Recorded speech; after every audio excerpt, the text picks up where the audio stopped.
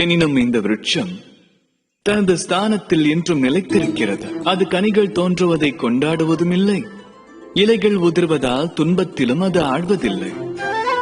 அதன் காரணத்தினால்தான் நாம் இந்த விருட்சத்தினை பூஜிக்கின்றோம். ஏனெனில் விருட்சம் தனக்குரிய இடத்தில் நிலைத்திருக்கிறது. அதுபோலவே இன்பமும் துன்பமும் வாழ்வில் பிரிக்க முடியா அங்கங்களாகும். இன்பம் துன்பம் இது என்றும் நீடித்தே இருக்கும்.